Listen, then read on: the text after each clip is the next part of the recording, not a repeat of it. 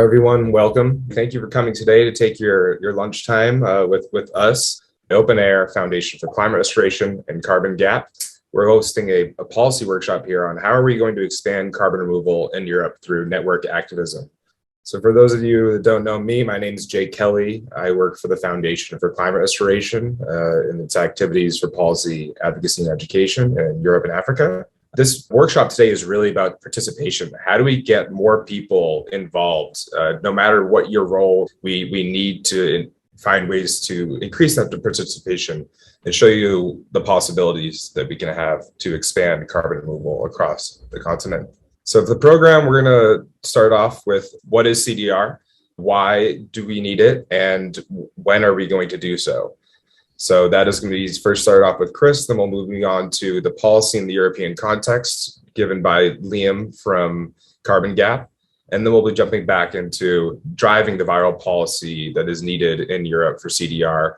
Then afterwards, next steps in Q&A. So Chris, please, let's get started on what is carbon dioxide removal? Great. Well, thank you so much, Jake. Pleasure to be working with you on this, and Liam as well. And again, just to reiterate, we're going to cover a lot of ground in this lunch meeting right now, but the goal really is for the folks who join, how do we involve as many people as possible and really accelerate things in Europe. But to get that started, we should all sort of baseline a little bit here around what is it that we're actually talking about when we're talking about carbon dioxide removal, or CDR. And so what I was going to do is just cover a little bit of ground there. And this is a definition that we like. Came from some scholars, including Dr. Jennifer Wilcox, who's currently with the US DOE. And carbon dioxide removal are just activities that take carbon out of the air and they put it somewhere durably, whether in geological structures, terrestrial, ocean reservoir, or also in products. Some terminology right now, since we're still in early days, there's a lot of interchangeable or related terms. So we generally use CDR or CR, but if you hear greenhouse gas removal, that generally, for all intents and purposes, refers to the same thing.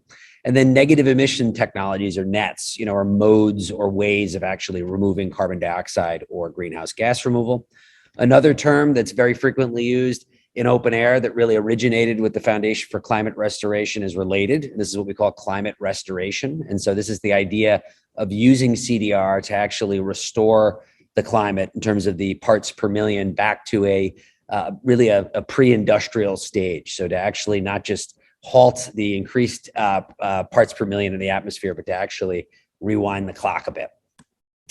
One thing to be explicitly clear about right at the outset is when we're talking about carbon dioxide removal, it's conflated or confused with a separate and somewhat related solution, but still quite different, and that's carbon capture and storage, or CCS, which is actually not a form of carbon removal. It's a avoided emission. CCS really refers to when you're capturing carbon at point sources and then geologically storing it. So again, it's a form of avoiding emissions from going into the atmosphere, not taking emissions from the atmosphere. So it's a real key distinction to make when talking about this subject. And what is it when we actually are talking about CDR, though? What's entailed there? What is CDR in more specific terms? And at OpenAir, we typically call that the CDR Spectrum, because it actually covers a pretty enormous range of different solutions. And at the highest level, it's important to really recognize that these solutions are distributed both across land-based solutions, but also a growing and exciting diversity of what we call ocean-based carbon dioxide removal. And there's a whole range, and the reason why it's a spectrum, because they have different types of solutions, and they really are qualitatively and quantitatively different today and at scale. And what's most familiar probably to the general public are what we sometimes refer to as land-based or natural sinks. So these are parts of the terrasphere that naturally sequester carbon dioxide. So afforestation, soil carbon, or methods of storing and building up carbon in soil, peat, as well as mangroves. So these are the most familiar, the cheapest, and I guess you could say the readiest forms of CDR. But we also have this goes by many different names, but a good way to think about it is kind of durable biostorage. So you're utilizing the natural capabilities of natural systems to take carbon out of the atmosphere, but you're making the removal part more durable and permanent through a form of engineering. So these are probably the most commonly known or that you hear about a lot is like biochar, for instance, forms of bio oil that are made from biological waste and then are sequestered in permanent form. Algae or kelp sinking also fall into this category, as well as beks and bikers. And then you have the exciting world of mineralization. So these describe different forms of rock or geological formation that when ground up or exposed to air actually bond with carbon dioxide and fix it at an accelerated rate. So enhanced rock weathering or rock dust. Really exciting work on mine tailings, where you take leftover waste from mines and that at a surface level binds with carbon dioxide.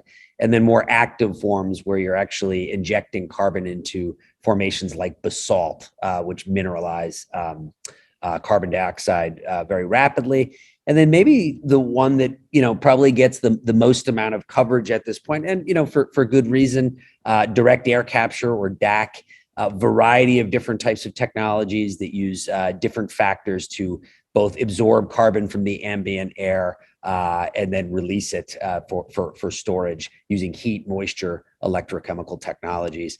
One of the reasons why it's most well known is that the recent project from late last year, Project Orca in Iceland, built by the company Climeworks, is a DAC machine that's sitting right on basalt. So it's pulling carbon right out of the air using geothermal heat and injecting it forever into basalt formations. Now, why do we need CDR? Why are we hearing about this a lot? What's the sort of the basis of this conversation and the urgency around it? One thing to start off with, and all of the partners agree, and I'm sure most of the people on the call, when we're talking about carbon removal, we're not talking about a substitution or a reason for delaying the other essential things that we have to do to address the climate emergency, most namely decarbonization or rapid reduction of emissions, defossilization of the economy, and then the enormous investments that we need to make in adaptation to climate change that's already here and is inevitable based on the amount of carbon and other greenhouse gases in the atmosphere. So removal is not a substitution or something that's in competition with those. It's another thing that we have to do because we're so far along in our emissions. And what are we basing this on? This is no longer a controversial statement to make. The IPCC reports for the last several years, including the most recent one this spring, have been very explicit that in all pathways that really limit warming to 1.5 C, which we now know is much more important than previously thought, entail pretty significant amounts of carbon dioxide removal. How much carbon dioxide removal and when does this have to happen? Also from the IPCC report back in 2018, estimates vary on this, but we're looking at very significant amounts of carbon that we're going to have to ramp up removal of as we get deeper into the decade. From 100 to 1,000 gigatons is an estimate from the IPCC. And a gigaton sounds like a lot, and it is a lot. That's 1 billion tons. And just to give you some sense of perspective, all the emissions that were produced by the cars on the road in the United States in 2017, and that's the same now, the largest car market in the world, that's 1 gigaton. So we're talking about an enormous mobilization of industry and development that will be required to start taking carbon dioxide on the order of 100 to 1,000 over the course of this century. And the key thing that we really have to recognize right now that is, probably intuitive to all of us, particularly those of us who work in the climate space, is that can't happen overnight. We might be hitting, a need for 10 billion tons per year by 2050, but you can't do that instantaneously. And the process to get it to that scale and having that capacity globally has to happen right now. And it's not only developing that capacity, but making sure that we develop it in a way that is environmentally and socially acceptable, where there's not unbearable trade-offs that come from systems that remove carbon dioxide from the atmosphere. So we need to start that yesterday. So that's something that needs to start ramping up right now. And again, we've seen this movie before. Every technology has its sort of life cycle, and there's a slow ramp up for many of them. And we've seen this in the climate space already with renewables, batteries, and EVs, which have taken years and decades to mature and finally be ready for scale. And so this decade is incredibly important. We need to keep our eye on the prize for where we need to be at 2050 and 2100, but we really need to focus on what's right in front of us. What has to happen in this absolutely critical decade for CDR? Certainly more innovation, more breakthroughs, more research and development to make CDR technologies more understandable, more efficient, more effective, and more cost effective.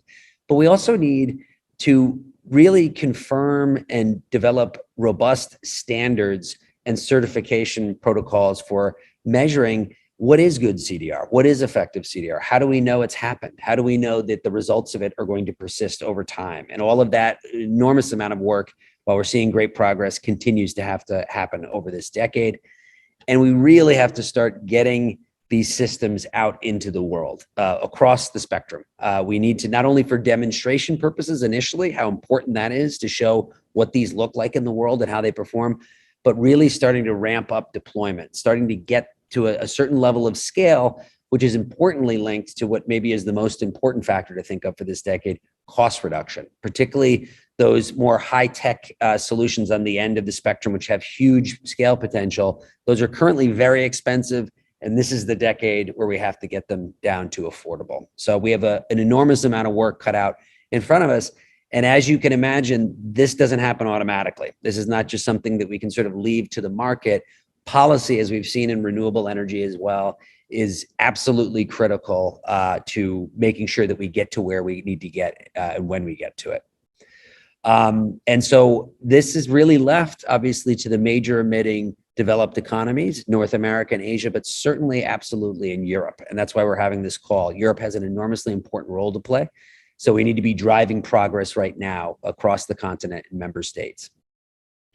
And so with this, I'm going to hand it over to Liam St. Louis from Carbon Gap, who's going to give us a little bit of an overview of where things currently stand in Europe and the kinds of policies and regulatory developments we're seeing take shape there. Liam. Thanks so much, Chris. And thanks also for that review of why carbon removal is and why it is so important and why it is we're all here today trying to figure out how we can make this go as fast and as well as we possibly can.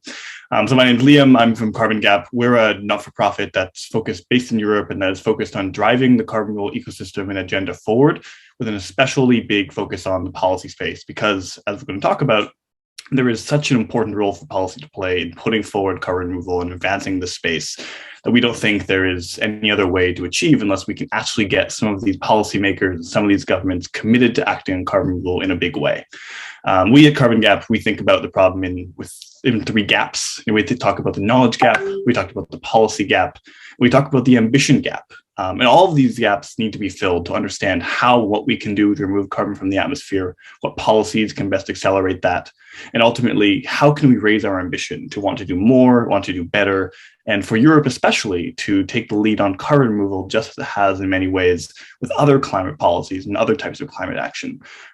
We see already, and you can see from this quote here from Frans Timmermans, who's one of perhaps the most senior official focused on climate policy at the European Union level, that we're getting to see acknowledgement of carbon removal and its critical role, even at the highest level. We're beginning to get statements like this. We're beginning to get recognition of the role that carbon removal needs to play. And this gives us a lot of hope because this is a very different space from even a few years ago when people were still wondering what carbon removal was and why we were talking about it.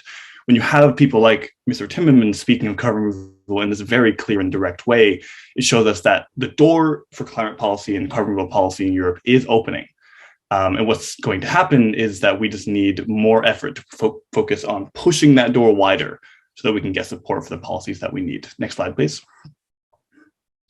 So we're beginning to see some very specific actions at the European Union level that are beginning to build this framework for carbon removal policy across Europe. So we're seeing, for example, funding going directly to carbon removal projects that are recognized as eligible projects through really, really big research innovation funds that the European Union has, and in this case through the Innovation Fund, which has already agreed to fund several carbon removal projects through its support. Next slide, please. We're seeing that removals in the land use sector and in that nature-based sector that Chris was talking about already being really integrated into the EU's climate policy and climate law. In the Fit for 55 package and into the policy package, we saw that there was specifically a carve out for removals and how much they could be used to achieve the mandated emissions reductions that the European Union and member states are going to be committed to. Now, there was some complications there, of course. They're trying to make sure that we don't use removals for too much of the emissions that need to be reduced, that people don't get distracted by the need for immediate emissions reductions by the prospect of removals. And that's as it should be. But what the process of doing that did was create an acknowledgement that there is a need for removals and that we do need to look at how we are going to be doing this and how we can be regulating it to be doing it effectively. So we're happy to see how that has already begun to be integrated in the EU's climate policy laws. Next slide, please. Specifically, looking at some of the bigger challenges, we look at things like CO2 storage and transport infrastructure. When again, taking back to Chris's slides about the sheer volume of carbon that needs to be moved, we're talking about the equivalent of billions and billions of barrels of oil. And on a continent that's already densely populated, that doesn't always have the geology that makes it very easy to store and transport this carbon. So we need lots of government involvement and investment on doing that properly, and especially on doing it safely. And even just recently, the European governments have shown more focus on making sure the storage infrastructure is being developed at the speed necessary to support the growth of the industry. Next slide, please. Now, that all comes into some recent strategy developments and strategy documents that the European Commission has been putting out. So they put out late last year something called Sustainable Carbon Cycles Communication, which is a bit bureaucrat-ease for those of us who haven't spent time looking at EU policymaking in detail. But that really is beginning to show movement towards the kind of commitments that we need to see from European governments. So they put forward a 5 million ton target for what they refer to as industrial carbon removal.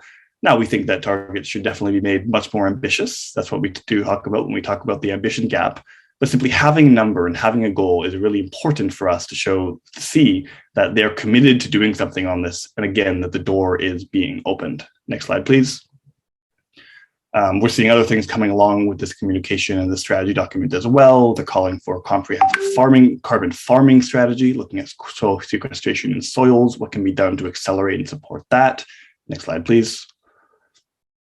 And looking at, importantly, one of the items that Chris raised in his statement as well, the regulation and the certification and the governance of carbon removal and how that's going to fit in to the European Union's carbon and climate policy writ large. How do we make sure that we are building things so that we know that when someone claims a ton has been removed from the atmosphere, it has actually been removed?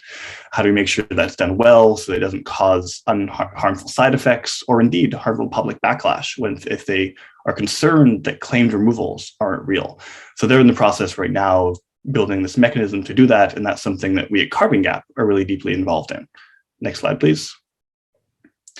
But I don't want to have everyone think that this is all the domain of the European Union and these complicated, bureaucratic processes. There is some of that. That's important for carbon removal. But there is so much more that needs to happen.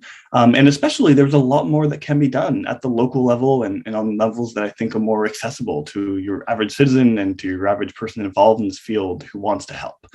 Oliver Gieden and Felix Chenry are some excellent researchers in this space, and they make it clear that the European Parliament and the MEPs, member states, are going to be critical in actually putting forward these policies, making them as good as they can, and making sure we're getting policy across the whole gamut and a whole range of solutions that will be necessary for carbon removal. Excuse me. Next slide, please. So what we're seeing is a groundswell of policy action in different countries all across Europe. This is by no means a complete list. It's just I could not possibly fit all of what we're seeing on one slide, but it shows a bit of the range of what we're seeing in different countries, from public procurement for carbon removal in Sweden, to funding programs in the UK, to pilots for CO2 storage in Switzerland, to research programs on specifically ocean CDR in Germany, and a whole lot more besides. And what we need to see if carbon removal is to advance, if carbon removal policy is to get to the point where it can properly support the scale up of the sector, is more of this everywhere and all at once. We need more programs of research, innovation, and development. We need more public policy procurement programs for carbon removal in different jurisdictions, national, subnational, perhaps even municipal.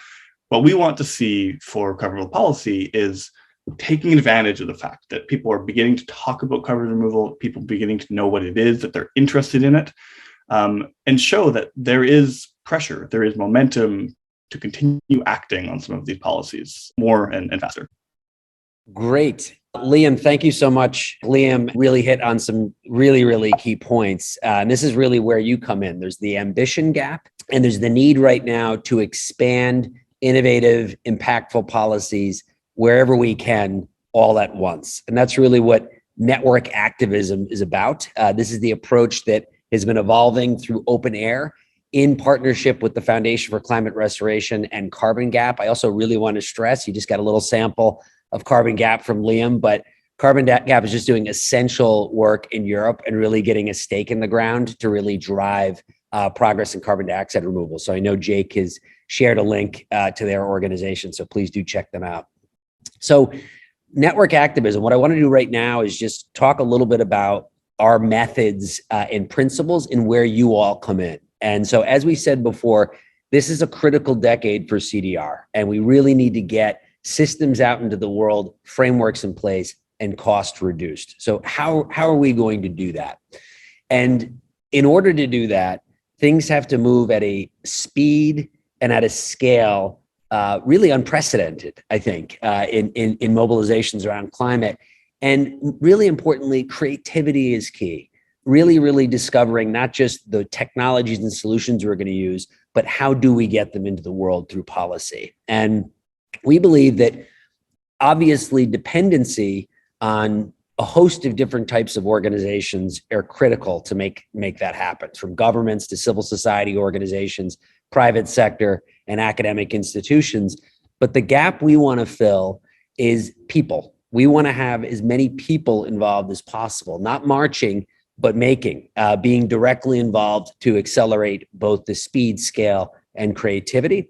And this is a term that's very famous within the open source movement, from the open source scholar and practitioner Eric Raymond, referring to software. Given enough eyeballs, all bugs are shallow. So if you get enough people and enough brains involved, really any problem can be solved. And that is a foundational principle at OpenAir that I know is shared by our partners. And so what we want to do, in addition to those organizations within this ecosystem of change, is we're building a network that allows mass participation and high quality participation, volunteerism. And we think about volunteerism in a very, maybe not the way that it's conventionally thought about, is something that these are folks who are supporting organizations. We think volunteerism is the key to getting as many people as possible involved and to be able to contribute what they have, what they know, and what they're willing to do. And that this is the sort of the secret sauce or missing ingredient to really speed things up. A couple of terms that are, again, foundational within the OpenAir community that some of you may have heard about: peer production. So this is just an economic model that really has arisen in the internet age, which allows people to really self-organize from very different backgrounds with different expertise, mixing together to create things. And that what we found in the domains where this has really taken hold, that peer production can outmode or sort of outperform or formal organizations in many ways, or it can do certain things faster and more creatively than we often find just from organizations alone. So we want to leverage and really mobilize these powers for change in the CDR space. And one mode that's been very influential, it's right in our title, OpenAir, is the open source movement. The idea of sharing what you're making so that others can contribute to it and continue to evolve it. And that's very much central to what we want to do with network activism. And where we've seen open source and peer production, maybe what's most familiar to people, although it is actually proliferating and having an impact across many different domains. Certainly it started in free and open source software like Linux and Apache and things like that, Firefox. Wikipedia is something that's an example of this that we use every day, the third most viewed website on the internet. And we want to take that productivity and apply it to carbon dioxide removal policy, both the generation of it and the spread of it. And so what OpenAir and, again, Liam and Carbon Gap and Foundation for Climate Restoration are members as well, is it all focuses around groups, getting groups of people together to make things in the policy sphere and then to push it out into the world and try to realize it. And what we do within OpenAir is we actually make policy. So we're not just forwarding policies that have been developed by organizations or within government and advocate for it. We actually start at the very beginning of the life cycle. We do the research and we develop, and we even write the policy, because within our community, we have people with all kinds of backgrounds that are working on this, including lawyers and attorneys and people that know how to write legislation. So that is what we're doing. And we're trying to originate legislation related to CDR and apply it at the national, sub-national, and as Liam said, even at the municipal level, wherever there's opportunity. And we do this through platforms that all of us use all the time. Certainly we all right now, but we all live on Zoom in a COVID, post-COVID world. OpenAir is a lot of the community converges on our Discord platform, which Jake will drop the join link for right now. It's a lot like Slack if you're not familiar with it, and it allows people from all over the world to communicate directly and in groups. And we also use Github. Github is the world's largest repository for open source software. And we actually put our legislation on there, and we use that tool in a way very similar that it's used for software to make legislation. And I'll show you an example of that in a second. But a key thing about open source in peer production, if you're going to really have an impact and do it well, you got to get a lot of people involved, and not just a lot of people, but a lot of different types of people. Because what we've discovered, and one of the real animating forces behind the sort of the power of peer production is diversity. You get more creative outcomes, and this is very well documented, if people from different perspectives are able to work together, and that usually produces new things. And so we want to, again, leverage and really mobilize that power in the CDR policy sphere. And the way we want to do it is to, the expression to let 1,000 flowers bloom. That's certainly our idea, is let's see if our groups can come up wherever they are with interesting ideas to move forward with. But let's create a system that produces more and more flowers, so to speak, through network interaction. And so really what OpenAir consists of are groups of groups. So there's lots of different people. A group might be 4, 5, 10 people working on a particular policy, but they're in conversation with other people doing similar types of things and always learning. And one of the amazing things that happens from this, as you start to scale groups and you have them communicating, is that everybody learns together and shares and benefits from the knowledge that might be on one end of the network, as long as that stream of communication continues. So we see our network as people come into it, and some of the folks that might be on this call right now might be like, I don't know anything about policy. I don't know anything about CDR. Trust me, you'll learn it in the context of a network. You can come in and you can learn, and nothing is better a way I find of learning about policy than trying to make it actually happen in the real world. And the other great thing about a network is that while different groups might be focusing on particular missions, as we call it, or initiatives around policy, at different points, there might be a key moment for a certain group where they need a lot more help from a lot of people. We need 1,000 tweets. We need to raise $500 for a billboard that we want to do in Brussels, or whatever it may be. You can pool all of those resources from the whole network and focus it at particular critical times for particular missions. And then the other thing, which is we are seeing this all the time, the bigger we get, which is really exciting, is that some groups might discover a tactic or a strategy or a method that's effective for communicating in terms of a particular policy idea, what have you. In a network that can be shared, open source, and that can then become a tool or a strategy that's available to anyone and can continuously be adapted in a true open fashion. And so what we want to do in Europe, as we're already doing in North America, and we're actually starting to see the very beginnings of some exciting stuff in East Asia as well, is have different groups, wherever they may be, working on policy efforts where they are in parallel. Simultaneously, and sharing that information and helping each other. And so there's kind of and I'll explain why I have Luxembourg on there. There's kind of a sequence that we really follow here, and that is first originating a policy idea in groups, coming up with a policy idea, doing the research, looking at where maybe similar things have been done in other areas, and then come up with a policy strategy for that particular jurisdiction. Again, whether it's a municipality, whether it's a state, or whether it's a nation.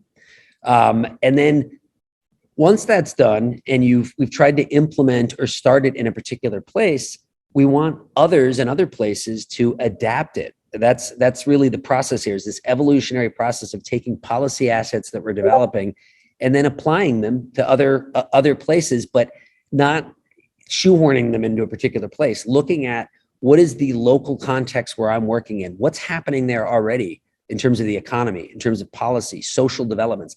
And those are what we call hooks. So you look at the local place and you make a study of what's already on the ground and happening there, and you relate the policy ideas to those real world conditions in that place. Those are what we refer to again as hooks. And then you think of what we call windows or opportunity windows. Are there particular moments that are coming up within that place? A recent law was passed, or there's a climate related emergency. And that becomes a focusing moment where you can exploit that to actually get your policy to move forward.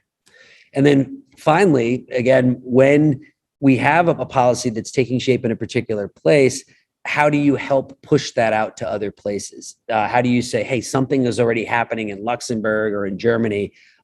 We want to see it continue to spread across the map. And that's what we mean by viral policy.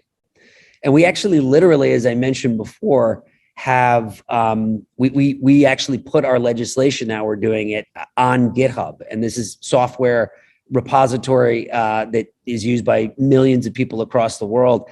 And it allows you, just like with source code, is you can have different versions that you adapt, and you can see all of those different versions. People can actually do what are called pull requests, which is this is where you might see a particular line or a piece of a policy, and you can actually suggest a change to it that would make it better. And then you can also create a whole distinct version of it by what we call forking in software, where you might say, well, here's the Luxembourg policy, but when I get it to France, it's got to have some differences that apply to the local context. So we're going to fork it into its own separate French policy. And you can see all of those different versions all within one place. And so just to close here, what is it that what do we want to do right now as a group? What's our, as we call, acceleration playbook? How can we, as a network of volunteers, start to do those things of origination, adaptation, and spread? And one, if you spend any 5 minutes with an OpenAir, you'll know that we have made a real study of other renewable energy sources to say, well, what's happened in those things that we can learn and apply to various forms of CDR, particularly solar, which has been most extensively studied in terms of how do we get solar from a fringe, very expensive technology to now still small, but now the cheapest form of electricity in history. How did that happen? And how can we apply that? And we draw a lot from a scholar, and I know Jake will drop it on the in the chat, named Greg Nemeth, who OpenAir we had him on our weekly Tuesday webinar a couple of weeks ago. This is CDR, which Jake will also drop. And he's really extensively studied and written in his book, How Solar Energy Became Cheap, methodically, how did that actually occur? What were the stages or the levers that were involved?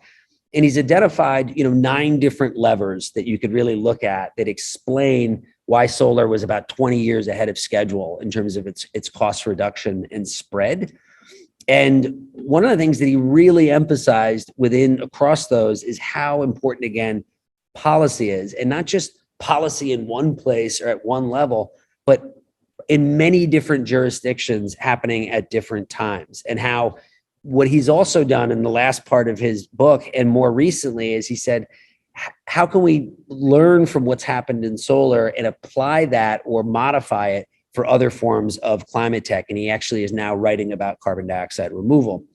And so one thing that's absolutely clear, why solar, exceeded expectations in terms of cost reduction quite dramatically.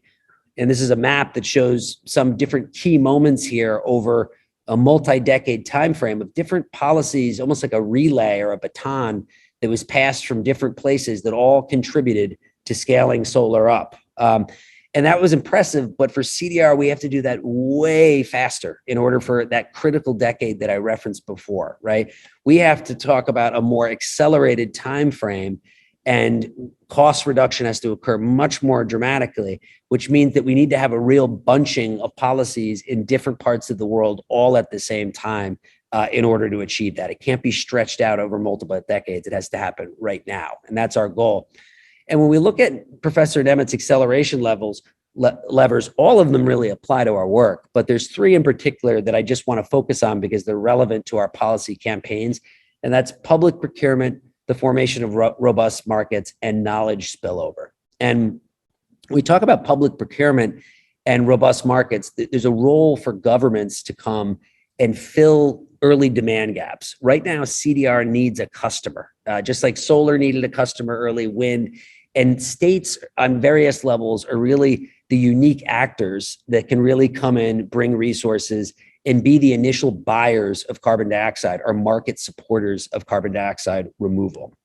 And what we've done at OpenAir, as I said before, we write and create policy and then we get it introduced. And so now we're up to almost 10 different separate policies at the municipal, state, and national level that our members have researched. And many of these have been introduced. They're sitting in legislators right now. One of them became a law at the beginning of this year, the Low Embodied Carbon Concrete Leadership Act, and spread to other places. And we're close on a few more. And on the bottom, you see two of our European initiatives that have taken shape this year in Luxembourg and in Ireland. And categorically, if you look at the type of demand support policies that we've generated within OpenAir with the help of folks at Carbon Gap and Foundation for Climate Restoration, those are what we call advanced market commitments, or AMCs. That's a term that you've probably heard a lot about from programs like Stripes, for instance. And this is where governments or private sector actors come in and basically agree to buy or purchase the output from new and emerging technologies as a way of ensuring that they'll actually be able to grow and expand. So that's an important role that governments can replicate. Another policy that we're really excited about is modeled after the renewable energy feed-in tariff, which allows people to get paid for renewable electricity at a premium over a predictable long period of time. That is pivotal. 75% of all renewable energy development in the world has been the result of that type of policy, really first initially really driven by Germany. We looked at what elements of that can we take and apply to CDR, and that's what we call a negative emissions tariff. And then particularly in the United States, the use of different forms of incentives to bolster demand through tax credits or direct rebates. So our policies that I just showed a minute ago are all different versions of these types of main mechanisms. And then the second part, which I referred to, sure, make the policy. Let's create great, creative, robust policy. But it's, again, how do we spread it? And this is what Greg Nemeth refers to as spillover. It's so important that as we're developing these policies, rather than them happening in isolation in their particular place, we need to be spreading awareness in other places that this is happening so that other places that want to pursue CDR policy have some frames of reference. They have some source material that they can actually work off of. So these types of policies, which I just said, which we generated, and there'll be other categories of it, this is what we consider our source policies. So our folks who are on the call right now, who might be in Spain or Sweden or France or Italy or the Czech Republic, they're not starting from scratch. This is what we can look at, adapt, and then spread. And the last thing I want to mention is just in terms of, this really has to do, you could say, well, what does this mean? What do I do? Or what does it mean to participate in this? And what we do at OpenAir, it's a particular form of activism. We don't try to replicate a nonprofit that has, 200 employees, that works on policy stuff. That's not really what we do. Our idea is to take those policy ideas and to have influence. As a volunteer, by definition, that means that you probably work somewhere. You have your own network of influence. You have people that you're located in a particular place. So our idea is to come up with great policy ideas and policies and to start to try to influence the other organizations and stakeholders that are really critical to driving action. So that's both the CDR firms that are out there. That's the companies that might buy or have to pay for carbon dioxide removal. Obviously, that's government at every level. And that's also other civil society organizations that we want to get our ideas into the bloodstream in these organizations that are difference makers. And that's both external influence. So OpenAir members, those of you who have participated in our awesome Ireland campaign, which is ongoing, or in Luxembourg, that we can, if we develop this policy, we want to go out and talk to all of these different stakeholders and make sure that they understand it and get them as part of our coalition so that they can use their resources to advance it. But also internally, all of us, this is one of the things I love and is most excited about OpenAir and networks like this. Everybody has a job, everybody has a position. And sometimes whether it's you directly or a relative or a friend or a colleague, we can actually have influence internally within these stakeholder groups as OpenAir members to try to, again, inject policy and gain support for it. So with that, I'm just going to stop the presentation, or actually just quickly talk about next steps in terms of what folks want to do. The key thing is right now, if what we're talking about sounded of interest to you, and I want to really stress, it doesn't matter what your background is. Jake and Eli and any OpenAir member can attest to this. You can come in and contribute. Trust me, that we see every day. It does not matter what your background is. But the key thing is what we want to do right now is if this sounds like something that you want to find out more about, if this is something you're interested in participating in, there's a form, very short, very basic, that Jake is going to drop in the link. I'll send it out again tomorrow with the video of this. But this is just to let us know who are the people that maybe want to take the next step and participate in a group in their country, or you don't even need to be in a particular country where we're working. And then once we get the form in and we see all the different people who have come in, that gives us a sense of what the next step is for us. Where might we focus our efforts? So fill that form out. You'll also, if you join the OpenAir Discord, which has also been posted in there, once we look at who has signed the form, we'll set up another meetup. And this will be really a get down to work meetup where we sort of all talk to each other. We understand where we're all coming from. And we'll start to map out, well, where's the next place to focus? What kind of a campaign do we want to do? And this is what we do at OpenAir all the time in the US and increasingly in Europe. So we'll sort of scope out what the next steps are. And then we're going to launch groups, depending on who comes in. Maybe this is one group that focuses on the Netherlands or the UK, or maybe it turns out to be two groups. And what it means to participate in a group within OpenAir is usually there's a weekly or a bi-weekly 1 hour Zoom call. There's a Trello board. And the initial phase of it, we focus on policy development. So we might say, in the Netherlands, okay, well, let's look at the policies that OpenAir, Foundation for Climate Restoration, and Carbon Gap have already worked on, or maybe there's some unique opportunity in the Netherlands that requires its own distinct type of policy.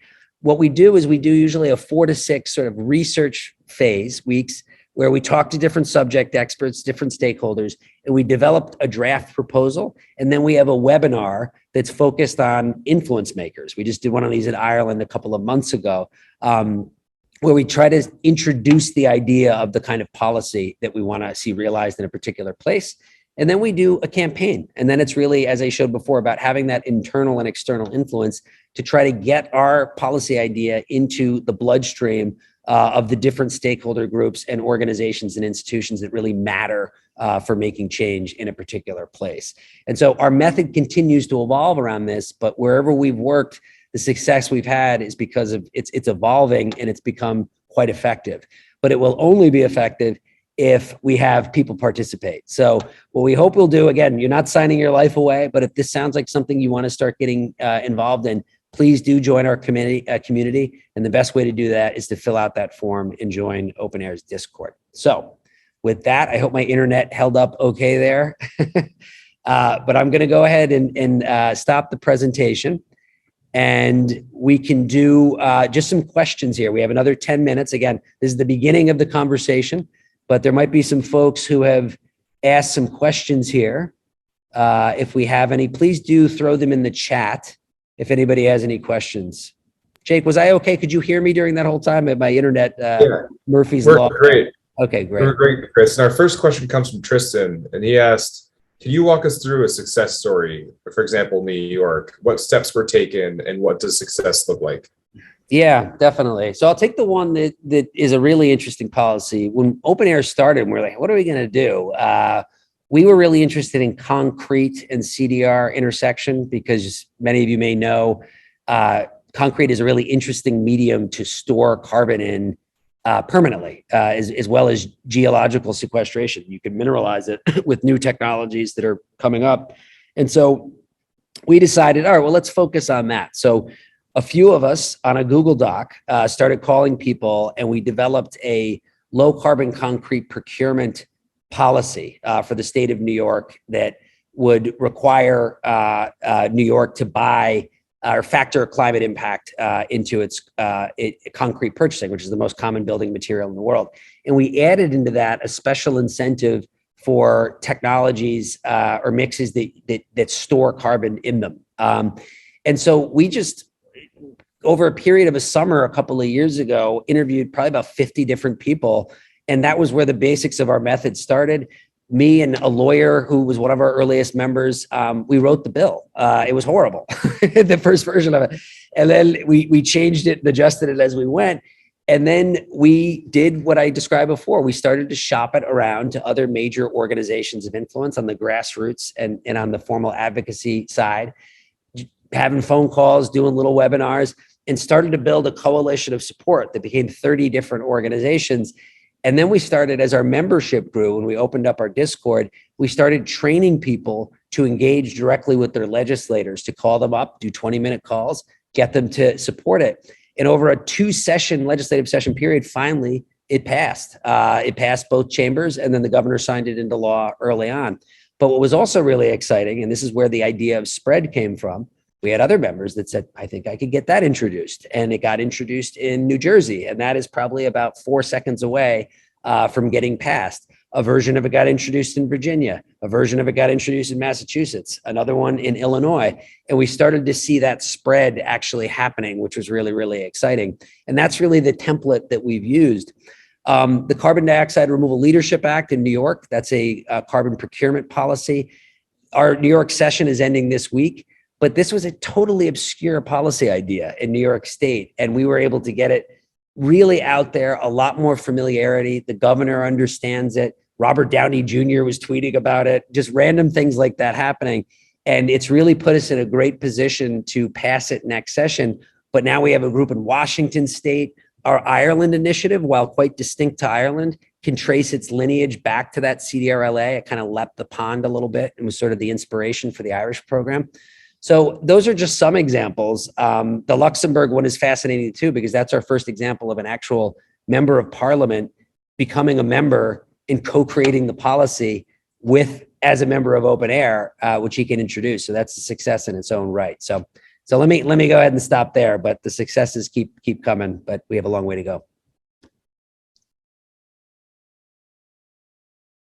Oh, I think you're on mute there. Anyone else, if you have questions, please drop them in. We did get one question in regards to philanthropy and what role is it playing within the EU and US. But Chris, could you maybe answer that question in a way that reflects the advocacy and the policy that is needed? You know, how has philanthropy played a role in maybe supporting OpenAir or Carbon Gap or other organizations? Because that is a critical piece of the puzzle, isn't it? Yeah, I'll let you guys speak from your own perspectives, organizations. One of the things we did, it sounds very utopian in a way, but it's very, very practical at OpenAir, is we thought that you could crowd in enormous amounts of resources from our members that would make us not philanthropy dependent. So we actually don't require money from philanthropy to operate. We don't even have a formal 501c3 status. We're just a network. That being said, we have had awesome support from philanthropies that have reached out to us and said, how can we help? And the Preston Werner Foundation, that's Tom Preston Werner, who was the founder of Github, gave us a very generous grant. We got some smaller grants from NYU and some family foundations. We're moving into a phase right now where our membership is large enough where we're going to start crowdfunding. If there's a need, and Ireland needs, $2,000 for an event it needs to do in Dublin, we're gonna fund that internally, and we're gonna keep doing those types of things. But philanthropy, I think this is a really attractive opportunity for philanthropy, because as you'll see through this effort, we will announce when we have very specific needs to move our campaign forward. And it'll come an opportunity for philanthropies to directly fund those rapidly without also paying into any overhead. So that's an evolving thing that we're just kind of figuring out, but we love to have philanthropies join our network, and then they can even identify things where they think they might be able to offer support. That's from an OpenAir perspective. We're a little unique. Carbon Gap, Eli and Jake, I'm not sure if you guys have anything to add to that in terms of the importance of philanthropy. Yeah, I'll speak to it briefly from the Carbon Gap perspective here. We at Carbon Gap, we're a nonprofit that is exclusively funded by philanthropy, and that it was not a volunteer network, so we do rely on those contributions. We think it's really, everything Chris has said is so true. It's so valuable what OAC is able to do, building on this network of grassroots and whatnot. But what we need beyond that is, from our perspective at Carbon Gap, building a team that can really bring the expertise and spend all day, every day thinking about these questions, and especially some of the bigger questions around how we're going to drive longer term for the movement around the European Union policymaking, around what needs to happen in member states and whatnot. There's a ton of opportunities for overlap. The reason we're here working with OAC today is because of these opportunities to contribute and to work together. But there's nothing works like expertise. Nothing works like people who are able to think about all day, every day, what kind of questions are going to advance this field forward. So we think supporting not just organizations like us at Carbon Gap, but supporting more organizations across Europe and across the world to do work on carbon removal, to showing them that there is support for their organization, be they a policy organization, be they an environmental justice organization, be they a just transition, equitable transition sort of organization, whatever they may be. It's really important for every group to engage on a topic that is going to be one of the largest industries in the world within a few years. And starting to do that early is a role, helping do that early is a role that philanthropy can really play, even just on the advocacy, policy, engagement, and policymaking perspective with different groups. And just to reflect on the side from Foundation for Climate Restoration, we are philanthropy based, and organizations like ours need any forms of support we can to build up capacity, so we can help build up capacity at the grassroots and grass tops level across continents like Europe and Africa, which maybe do not have as much funding in some of these regards. But just to reflect on some of the other questions we got here, the last few minutes left, Sandra dropped a few in the Q&A box, and we did quickly reflect on the fact that we are solutions agnostic, and we mentioned that algae and marine, and 70% of the world is ocean. So that's something we are not ignoring at all, especially across Europe, has tons of potential for algae and other ocean-based methods. And Chris, how would we, and maybe Liam also, how do we link up with the Commission's initiative on the certification of carbon removals? I'll keep this answer quickly. It's a bit specific, but we are engaged in all of these policy processes. So Carbon Gap did submit a response to that consultation that you're referring to as well, Sandra, in that question. And actually, we're trying to be more proactive on this as well. We're hosting some meetings in Brussels later this week with Commission policymakers and a coalition of other NGOs and researchers as well.